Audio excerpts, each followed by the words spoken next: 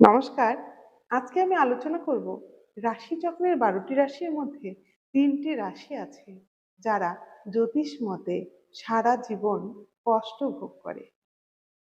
এরা যদি অভিজাত পরিবারে জন্মগ্রহণও করে, এরা যদি অত্যন্ত মেধাবীও হয়, আবার এরা যদি প্রচুর অর্থেরও মালিক হয়, তবুও কিন্তু কোনো না কোনো দিক থেকে আজীবন এদের দুঃখ কষ্ট ভোগ করতে হয়। রাশিচক্রের ১২টি রাশির মধ্যে ৩টি রাশির মানুষ যারা এই কষ্ট আজীবন ভোগ করে।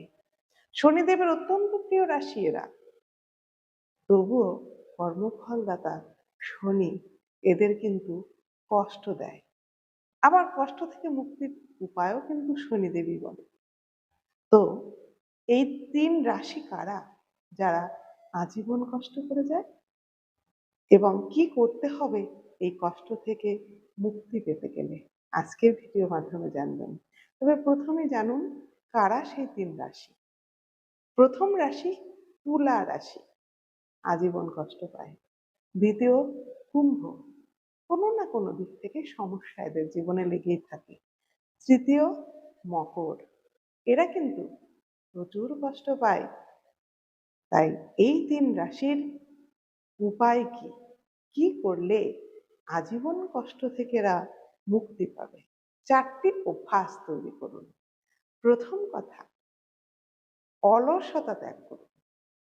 আপনি অলস হবেন না। অলসতা ত্যাগ করুন, জীবনে উন্নতি আসবে। দ্বিতীয়ত, মিথ্যা কথা বর্জন করুন। তৃতীয়ত, অন্যের উপকার করুন, দুস্থদের দয়া করুন। এবং চতুর্থত, কঠোর থেকে কঠোরতর পরিশ্রম করুন।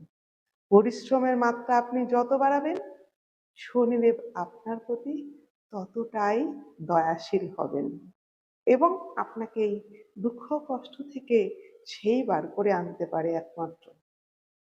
কারণ বিধাতা তো আপনাকে দিয়েই দিয়েছে এই ৩টি রাশির মধ্যে। তাই দুঃখ কষ্ট আপনার সঙ্গে লিখিয়ে দিয়েছেন। কিন্তু আপনার কর্মের মাধ্যমে আপনি পরিবর্তন করে ফেলুন।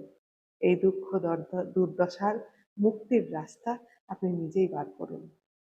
তবে আরো ভালো থাকার জন্য আপনাদের উচিত সারা জীবন প্রতিদিন ২৮ বার করে শনিদেবের বীজ মন্ত্র পাঠ করা। শনিদেবের বীজ মন্ত্রটি কি? ওম ঐং হ্রিং শ্রিং